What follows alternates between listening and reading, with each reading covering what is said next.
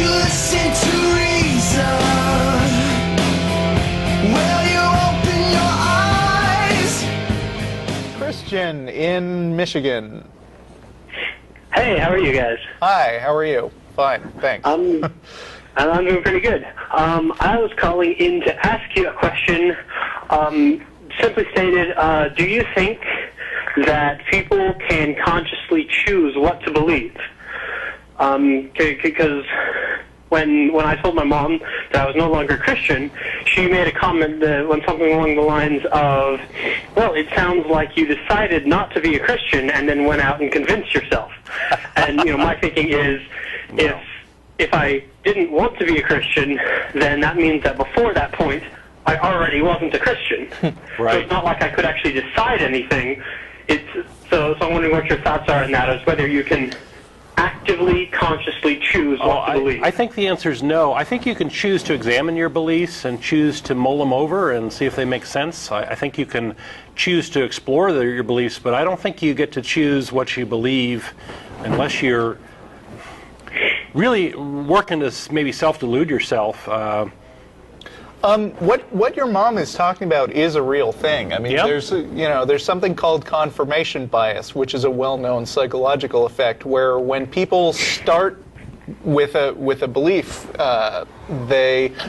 they tend to pay extra attention to facts that confirm their belief and ignore things that don't confirm their beliefs.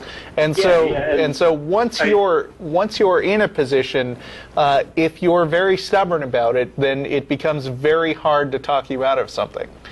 And that's how I see a lot of people confirming their own faith, is through that. But kind of my point is, if I was a Christian and I actually believed that I was going to go to hell if I wasn't a Christian, then I would do everything in my power to stay a Christian. I couldn't decide not to be a Christian while I still believed that not being a Christian would send me to hell.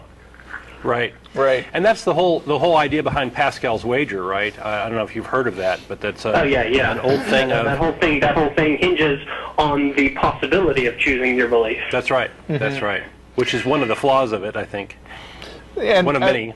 I mean, really, the most intellectually honest thing to do is to try to withhold judgment on things that don't have enough evidence to confirm or deny them, and try to make as coherent a model as you can with the facts available that you have, but always acknowledge that that's subject to change. Mm-hmm. So I kind of see belief as almost something that happens to you, and then you realize that it's happened almost after the fact. Right. I would tell her, I didn't decide not to be a Christian, it's just that I became convinced that Christianity was wrong. That's different. Or your seeds of doubt blossomed.